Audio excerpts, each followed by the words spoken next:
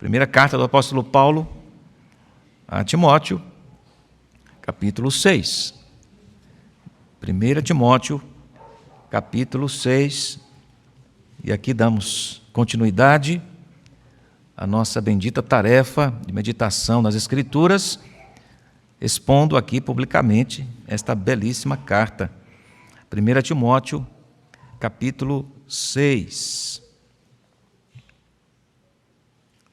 Nós vamos ler a partir do verso 3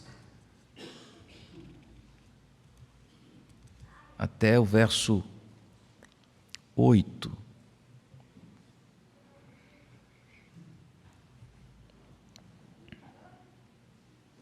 Vamos ler juntos aqui, segundo a tradução que está projetada, Nova Almeida Atualizada. Leiamos juntos a palavra do Senhor. Se alguém ensina outra doutrina e não concorda com as sãs palavras de nosso Senhor Jesus Cristo e com o ensino segundo a piedade, esse é orgulhoso e não entende nada, mas tem um desejo doentio por discussões e brigas a respeito de palavras. É daí que nascem a inveja, a provocação, as difamações, as suspeitas malignas e as polêmicas sem fim da parte de pessoas cuja mente é pervertida e que estão privadas da verdade, supondo que a piedade é fonte de lucro. De fato, grande fonte de lucro é a piedade com o contentamento. Porque nada trouxemos para o mundo, nem coisa alguma podemos levar dele. Até aqui, até o verso 8 também. Tendo sustento e com que nos vestir, estejamos contentes. Amém.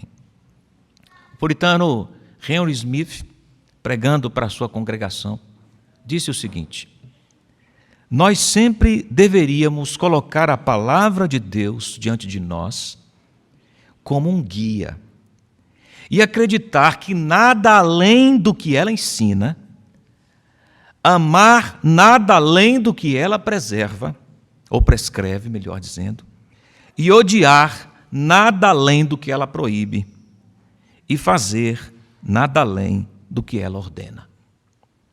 Nós sempre deveríamos colocar a palavra de Deus diante de nós como um guia e acreditar que nada além do que ela ensina, amar nada além do que ela prescreve, odiar nada além do que ela proíbe e fazer nada além do que ela ordena. Isto é, a fidelidade à palavra de Deus, que tem a sua expressão na piedade. Por isso, nós vamos refletir por um breve momento nessa manhã sobre algumas distinções da escola da piedade. Em primeiro lugar, a escola da piedade é diferente porque o seu conteúdo pedagógico é Jesus Cristo. Nessa escola, o conteúdo pedagógico é Jesus Cristo. Veja o que diz o verso 3.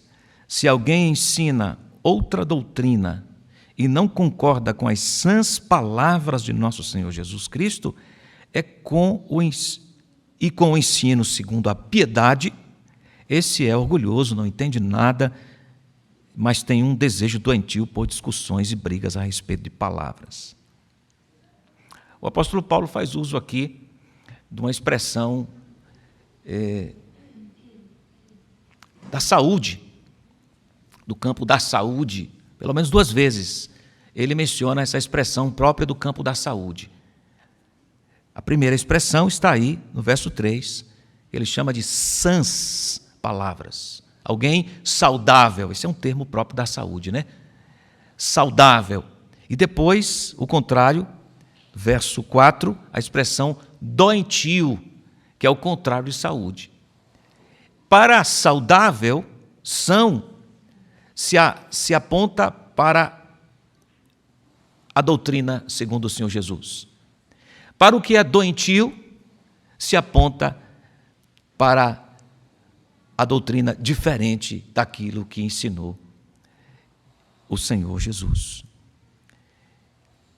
Paulo está escrevendo a Timóteo essa primeira carta com um tom muitíssimo pastoral, um caráter muito personalíssimo aqui, muito pessoal, e lhe dá instruções sobre como ele deveria proceder. E está evidente em toda a carta esse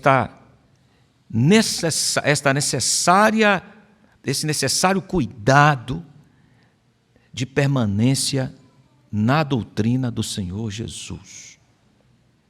Timóteo deveria estar encarregado desse ensino.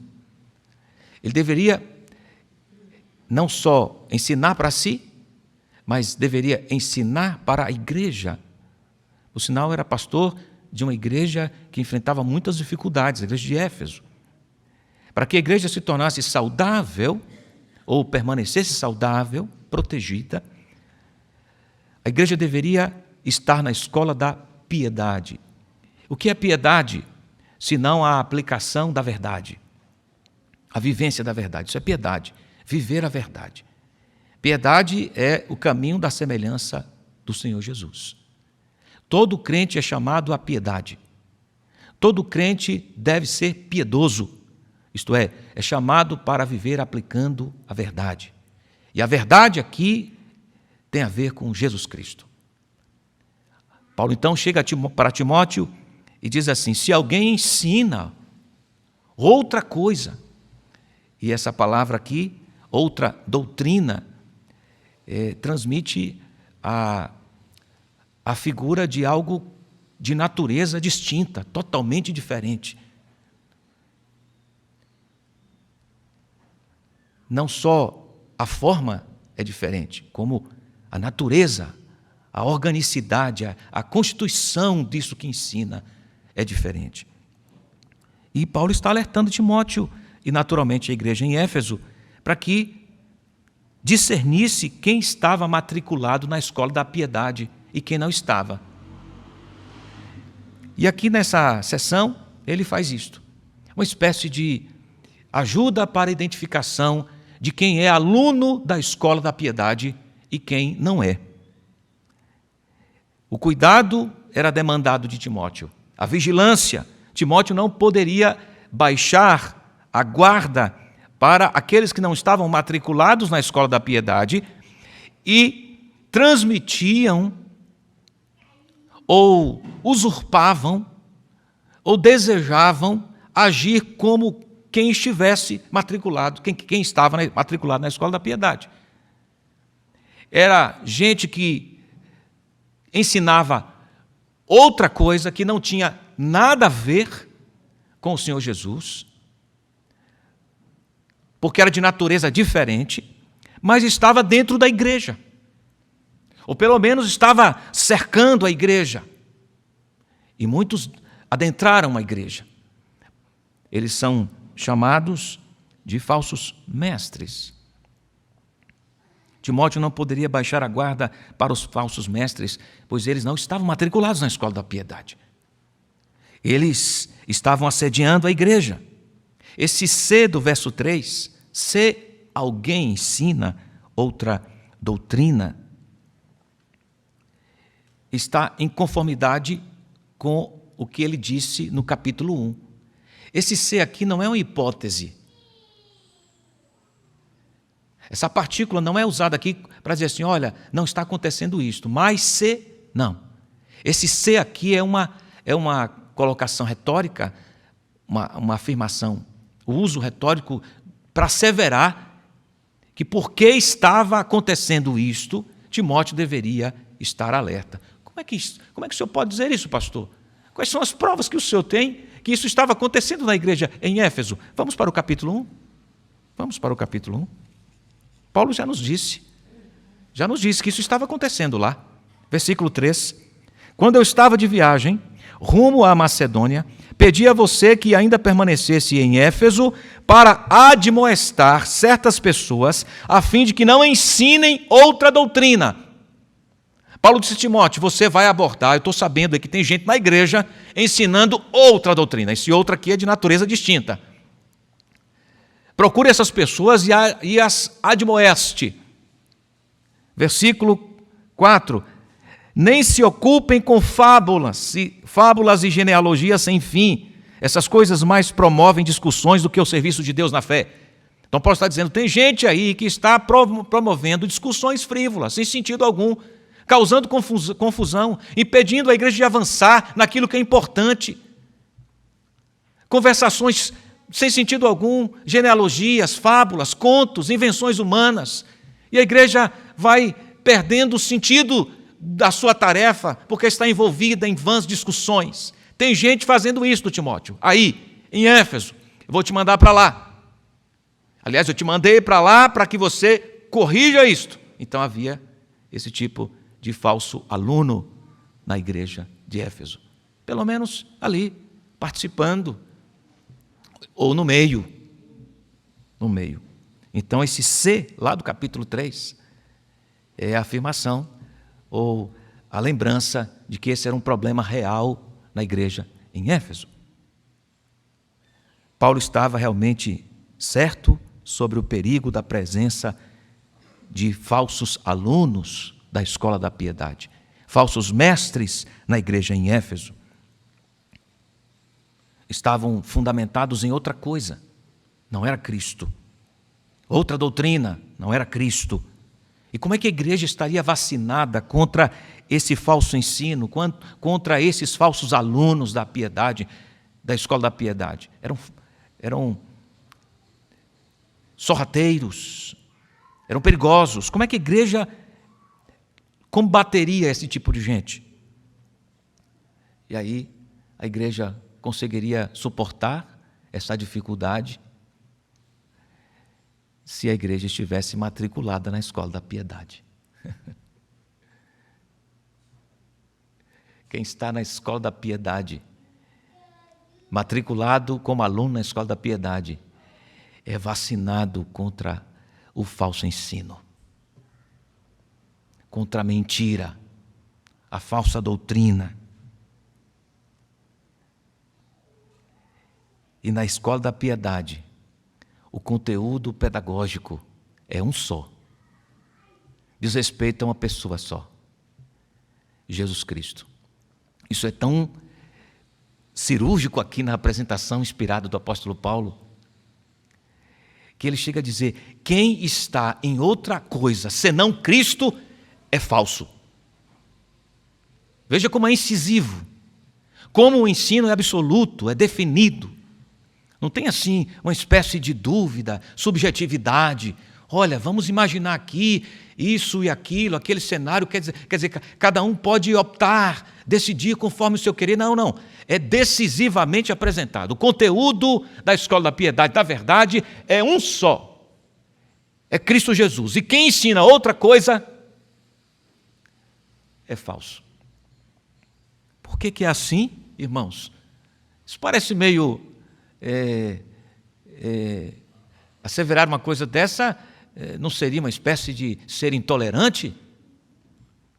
Assumir essa dogmática, algo tão fechado, não seria assim, fruto de uma mente muito bitolada?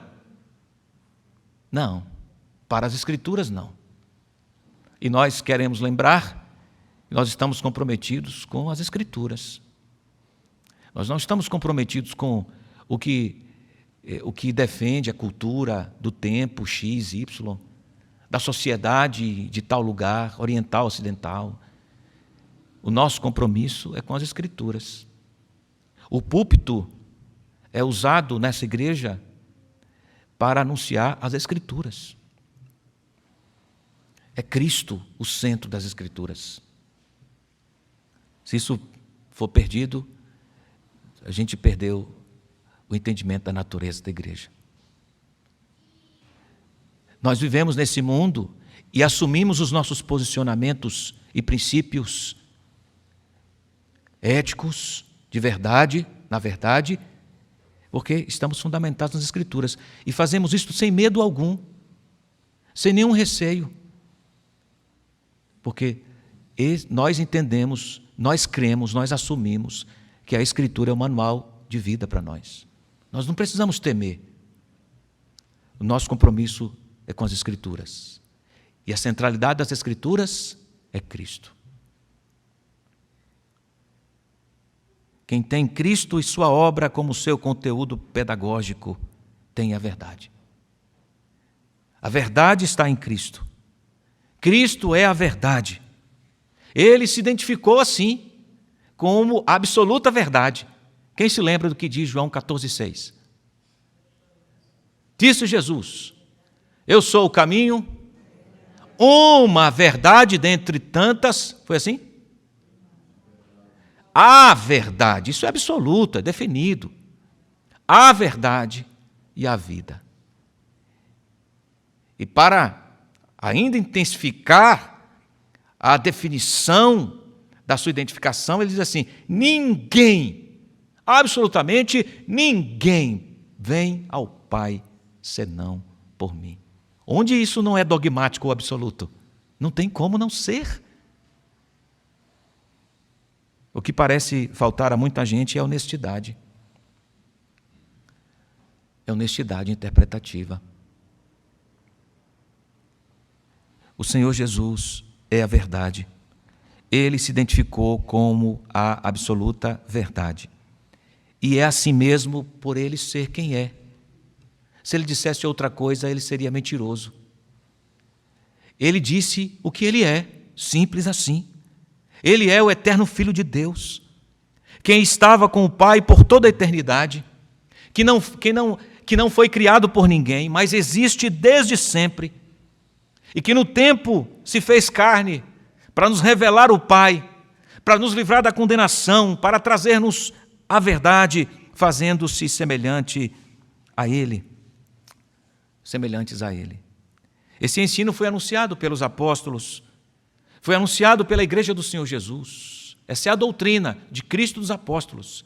Isto é a mesma doutrina. Os apóstolos se comprometeram com a mesma doutrina, estiveram fundamentados na mesma doutrina. A igreja primitiva esteve fundamentada na mesma doutrina. Paulo escreveu à igreja em Corinto. Quando escreveu à igreja em Corinto, fez questão de lembrar à igreja o seguinte: quando eu estive com vocês, anunciando-lhes o mistério de Deus, não fiz com ostentação de linguagem ou de sabedoria, porque decidi nada saber entre vocês, a não ser Jesus Cristo e este crucificado. O Senhor Jesus é a verdade. É o único ensino que precisamos, porque todo o ensino das Escrituras aponta para Ele. Colossenses diz: Ele é a imagem do Deus invisível, a expressão exata do ser de Deus. João diz: vimos a sua glória, a glória como do unigênito do Pai. Nele enxergamos a Deus. Calvino, comentando João 1,16, olha, escute isso, como é precioso. Disse assim, comentando esse texto de ver Deus em Jesus.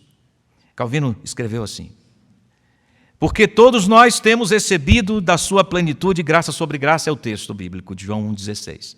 Calvino comenta: João começa agora a pregar sobre o ofício de Cristo, que contém em si abundância de todas as bênçãos, de modo que parte alguma da salvação deve ser procurada em qualquer outro lugar. De fato, a fonte de vida, justiça, virtude e sabedoria está em Deus, de fato.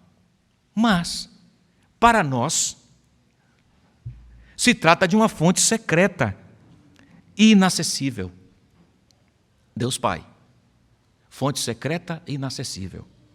Todavia, uma abundância dessas coisas é exibida a nós em Cristo. Fantástico. De modo que nos seja consentido ter refúgio nele, em Deus, por causa de Cristo. Pois ele, Jesus Cristo, está pronto para fluir até nós, desde que abramos um canal pela fé. João declara em geral que fora de Cristo não devemos buscar algo de bom, ainda que nessa frase haja muitas cláusulas. Primeiro, ele demonstra que todos estamos inteiramente destituídos e vazios de bênçãos espirituais, pois a abundância que há em Cristo é destinada a suprir nossa deficiência e satisfazer nossa fome e sede. Segundo, ele nos alerta que no momento em que nos afastamos de Cristo, é vaidade nociva buscarmos uma única gota de felicidade. É verdade. Porque Deus determinou, escute isso, que tudo o que é bom residirá somente nele, em Jesus Cristo. Logo, veremos que anjos e homens ficarão ávidos, o céu vazio, a terra improdutiva, e, em síntese, todas as coisas serão nulas em valor se desejarmos ser participantes dos dons de Deus de qualquer outra forma que não por meio de Cristo Jesus. Terceiro, ele nos garante que não teremos motivos para temer a falta de qualquer coisa, dado que recebemos da plenitude de Cristo, que é, em todos os aspectos, tão completa, de modo que a vivenciaremos, de fato, como uma fonte inesgotável. E João classifica-se com o restante, não por modéstia, vimos, ele conjuga na primeira pessoa do plural, mas para deixar ainda mais evidente que homem algum jamais está excluído disso, nem o apóstolo, nem o evangelista João. Sem Cristo, nada de bênção. Um pai da igreja chamado Inácio de Antioquia também reforçou o remédio contra a sã doutrina. Inácio de Antioquia escreveu assim: sede, portanto, surdos quando alguém vos fala sem Jesus Cristo, da linhagem de Davi. Ele citou Jesus na história. Nascido de Maria, na história humana, que verdadeiramente nasceu, que comeu e bebeu, que foi verdadeiramente perseguido sob Pôncio Pilatos, que foi verdadeiramente crucificado e morreu à vista do céu, da terra e dos infernos. Ele realmente ressuscitou dos mortos, pois o seu Pai o ressuscitou. E da mesma forma, o seu Pai ressuscitará em Jesus Cristo também a nós, que nele cremos, e sem o qual não temos a verdadeira vida. Esta é a sã doutrina, irmãos. Termo médico usado por Paulo para falar de algo que está em perfeita harmonia. Os falsos mestres estavam infiltrados na igreja. Estavam doentes, não eram sadios, porque lhes faltava a sã doutrina. Versículo 4 diz que eles possuíam um desejo doentio porque adotaram outro conteúdo, uma espécie de ensino heterodoxo, isto é, um ensino fora da verdade. Algo diferente do que a Escritura ensina. Outro conteúdo. No versículo 5, nós encontramos aqui Paulo dizendo que os que abraçaram outro conteúdo estavam privados da verdade. Olha só, versículo 5. E as polêmicas sem fim da parte de pessoas cuja mente é pervertida e que estão privadas da verdade.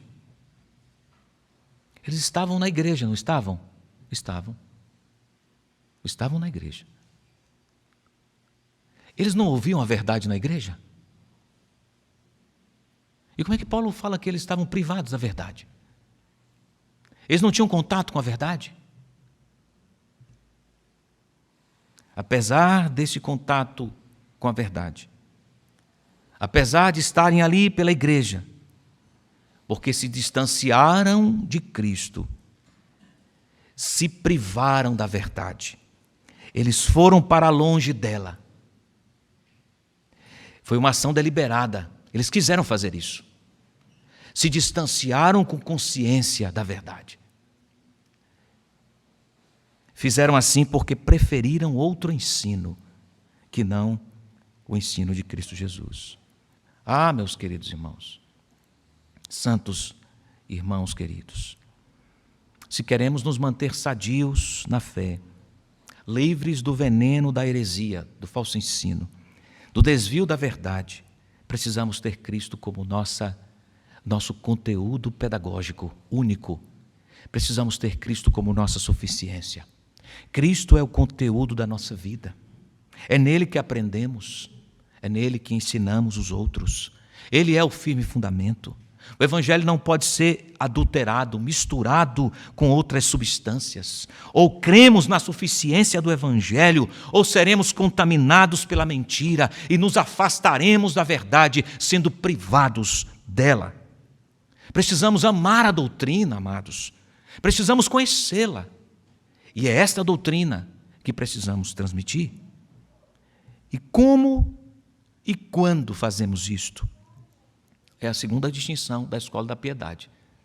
Se a primeira distinção da escola da piedade tem Cristo como seu conteúdo pedagógico, a segunda distinção da escola da piedade diz que a aplicação do ensino é a sala da vida.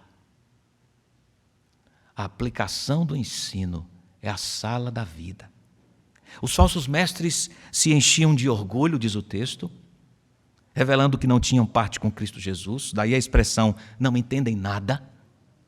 Não entendem nada. Como é que é isso? Que eles não entendiam nada? Claro, é simples. Uma vez que Cristo é a fonte de todo saber, e que somente Cristo conduz a vida, desconsiderá-lo significa realmente afastar-se do propósito legítimo do saber. Afastar-se de Cristo é afastar-se do sentido da vida, do ensino, do saber genuíno. Então, qualquer saber afastado de Cristo é inócuo, não tem duração alguma, é vazio.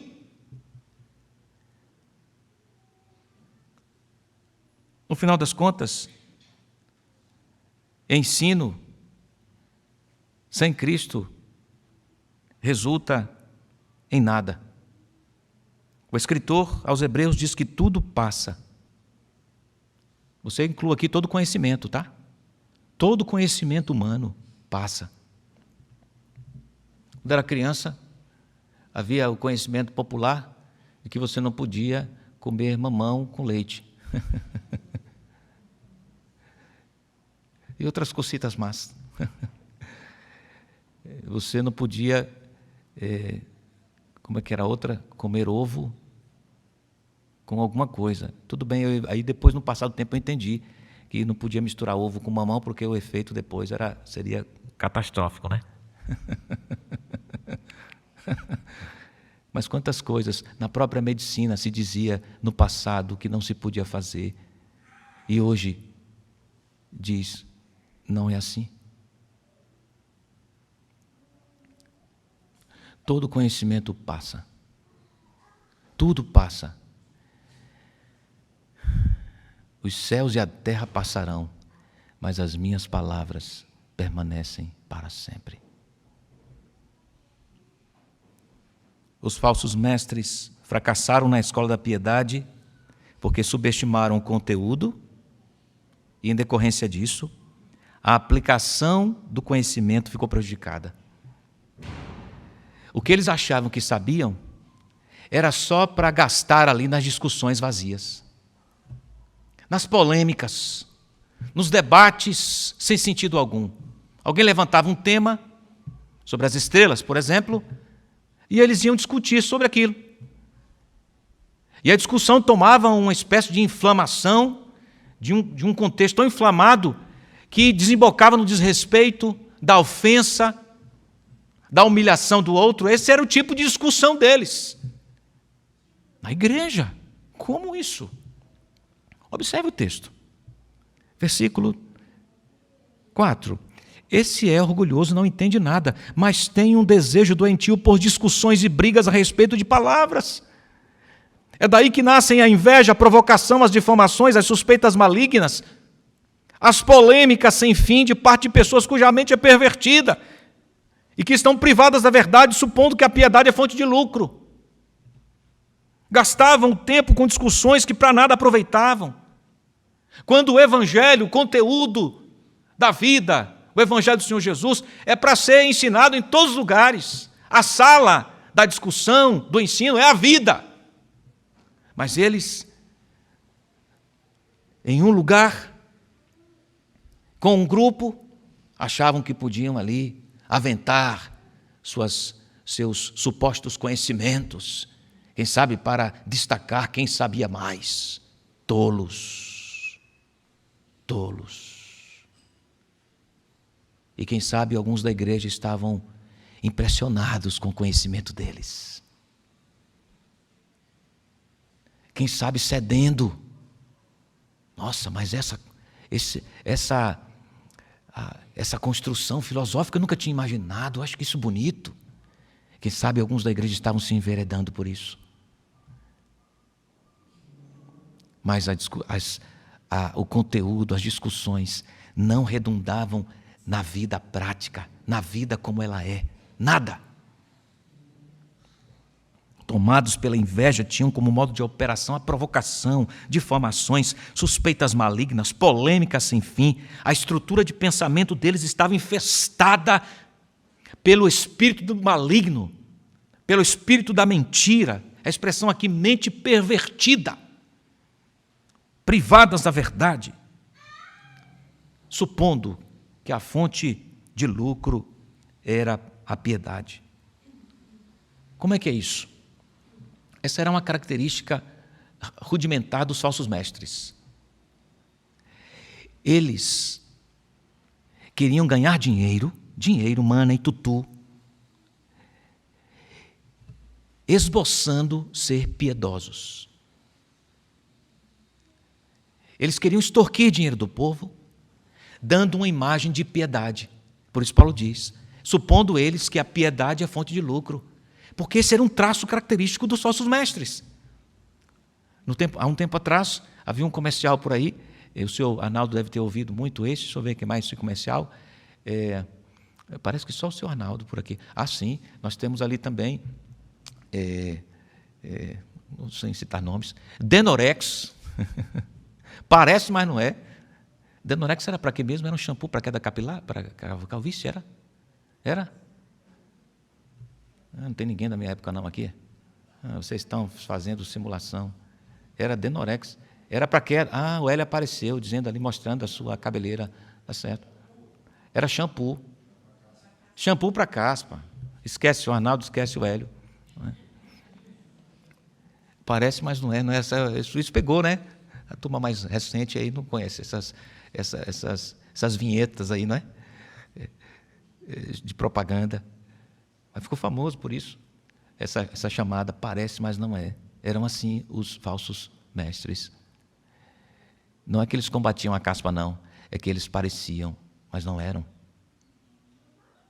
Eles não eram.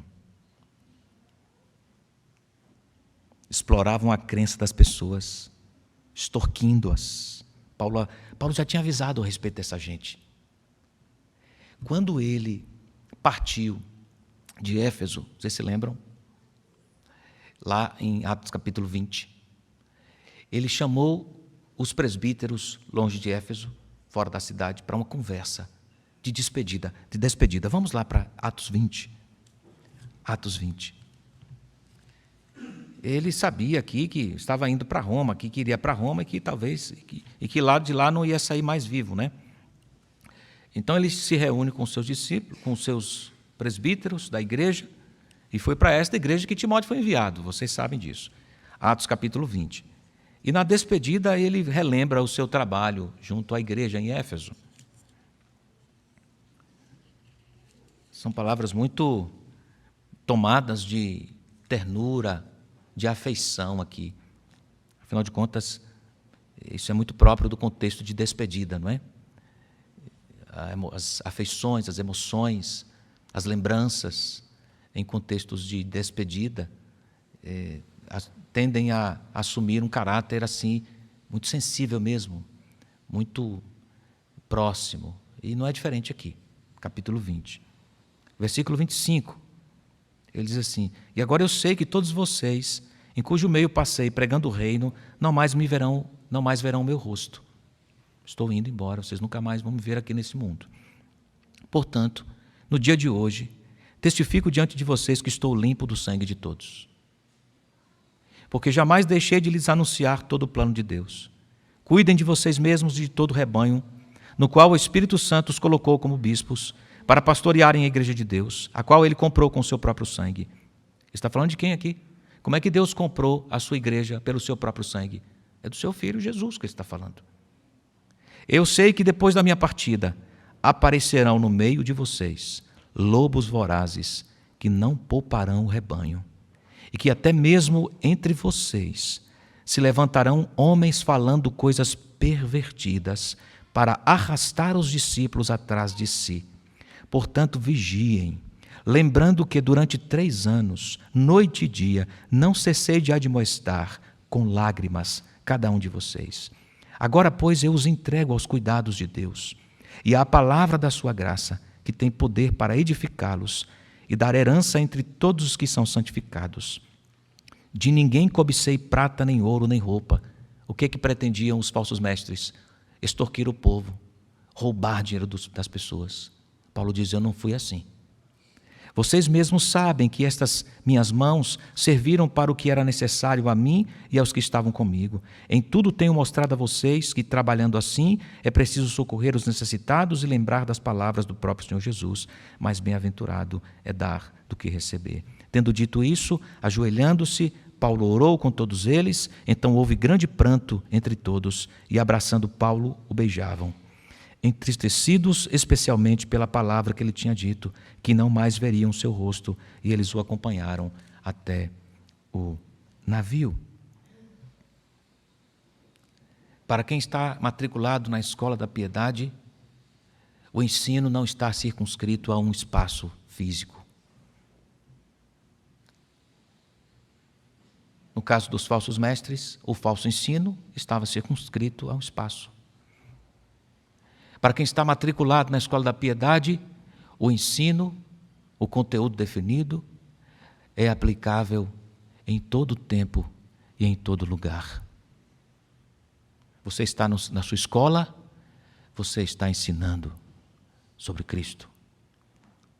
Você está em casa, Cristo é o tema familiar. Você está no trabalho, você trabalha considerando que o conteúdo da Escola da Piedade é Cristo. É para Ele que você faz. É nele que você está. A aplicação é para a vida toda. Qualquer tentativa de abraçar teologia, aprisionando-a a um espaço, a um dia só, é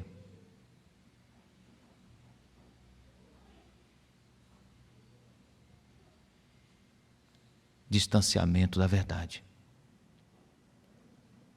Por que isso é importante lembrar? Porque nós não podemos cair na cilada da compartimentalização da vida. De que o ensino, a pessoa de Jesus, a sua obra, é assunto aqui, dessa reunião, nesse lugar, nesse espaço. E lá fora, em casa, na escola, nos nossos relacionamentos, na maneira como nós trabalhamos, Cristo está longe.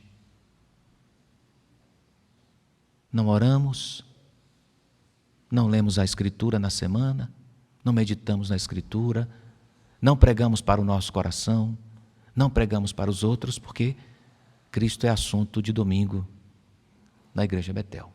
Só. A aplicação da piedade é a sala da vida. É a vida toda e toda a vida.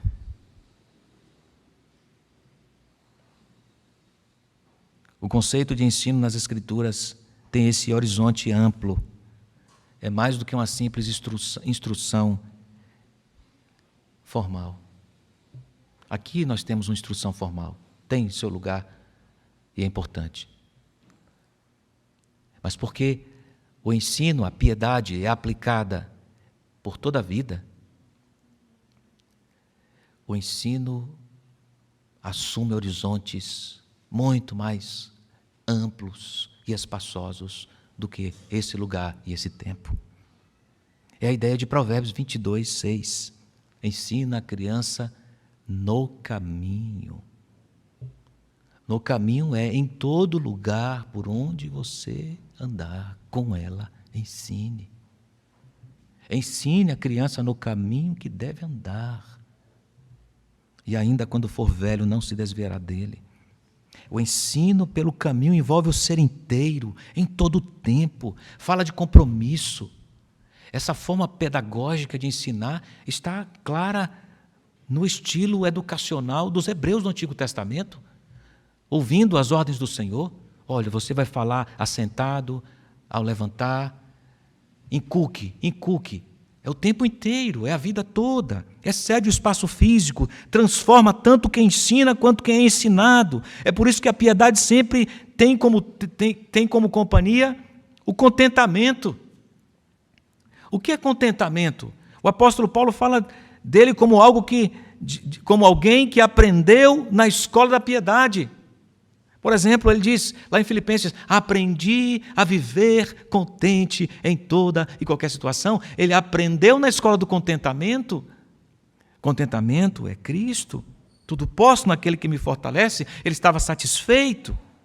Isto é, ele não precisava que alguém lhe completasse, que alguém lhe desse significado, que alguém lhe enchesse de estima, de alegria, porque ele já tinha tudo. Ele já tinha quem lhe deu tudo isso e muito mais. Porque para mim, o viver é Cristo e o morrer é lucro.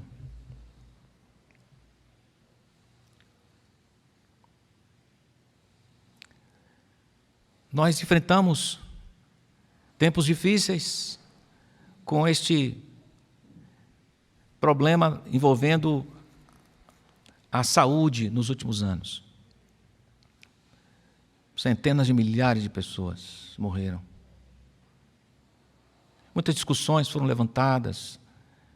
E a leitura que a gente tem que fazer mesmo, né? Para todas as coisas, sempre ler teologicamente a vida. Senhor, o que tu pretendes com isso tudo? Onde que isso vai dar, Senhor? O que está acontecendo? E o mundo ensurdecido, ignorante, rejeitando voltar-se para Deus, orgulhoso, achando que os seus recursos seriam a solução. E nós tentando fazer a leitura teológica de tudo. Será que Deus está estendendo a sua mão de justiça e juízo? Quem não pensou sobre isso? E aí, sempre que eu pensava sobre esse assunto, eu parava numa pergunta: e os teus filhos amados, crentes santos, que estão morrendo? Também, Senhor. Quantas famílias amadas, preciosas, estão perdendo seus entes queridos na instrumentalidade desse vírus terrível? O Senhor não preserva o teu povo? Quem não fez essa pergunta? Isso ficou por algum tempo martelando na minha mente, no meu coração. E ontem, correndo, ouvindo a Escritura, lendo Ageu, fui reportado para essas minhas interpelações de outrora. Isso estava em stand-by. E, meditando ali, eu cheguei à seguinte conclusão, pela graça do Senhor, iluminando a minha mente e meu coração. Deus faz tudo para o bem dos que o amam, não é assim que diz a Bíblia? É. O terrível inimigo da nossa alma, o inimigo a ser vencido, segundo a Escritura, era a morte. Morte espiritual, morte física. Porque a morte física tinha esse caráter condenatório, não é?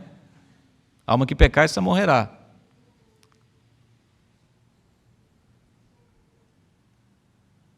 A morte física como fruto da desobediência dos nossos primeiros pais.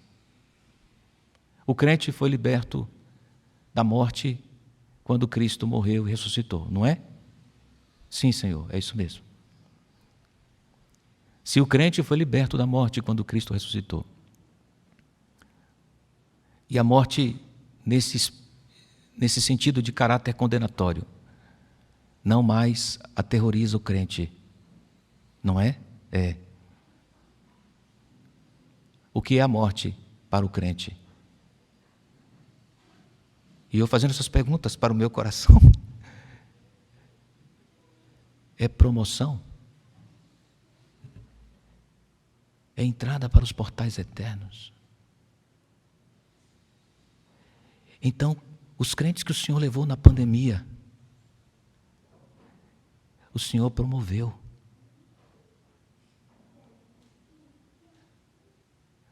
Eles não foram alvos da ira e do juízo do Senhor. Porque o juízo do Senhor desceu sobre o substituto, Cristo Jesus. E aqueles que estavam em Cristo foram alvos da misericórdia e da graça. E então eu resolvi essa equação na minha cabeça, no meu coração. Os irmãos que foram levados pelo Senhor, não só em tempos de pandemia, até pensando nos meios mais assustadores, trágicos. Eles não foram punidos pelo Senhor. Eles foram exaltados pelo Senhor.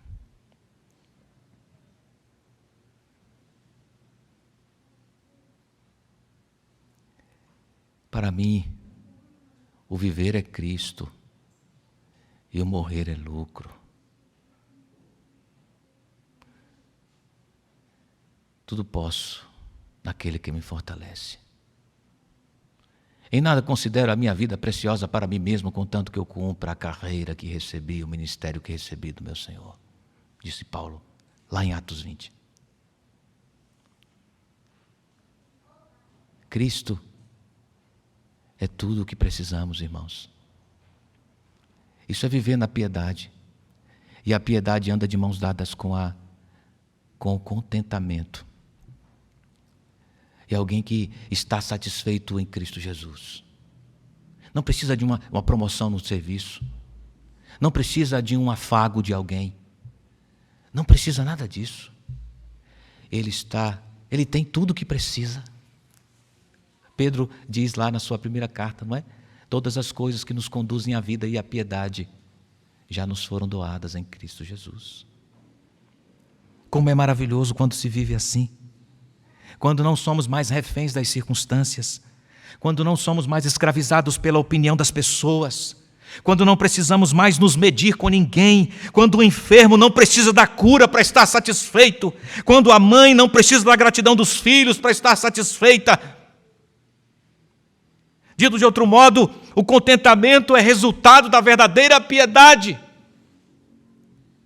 A gente não precisa correr atrás de nada além de Cristo Jesus. Ah, como isso liberta a gente. Como a gente sofre sem necessidade. Quando, por exemplo, a gente espera das pessoas o que só Cristo pode dar. Tem. Quando a gente espera das coisas o que só Cristo pode oferecer. Satisfação genuína. Quando a gente desloca a nossa satisfação para outra coisa, a gente se distancia dele. Agora pense como isso é irônico, é contraditório. A gente quer tanto satisfação que se afasta da fonte da satisfação. A gente quer tanto ser feliz que se afasta da fonte da felicidade. Olha que antagonismo. A gente quer tanto sentido para viver que se afasta da fonte do sentido.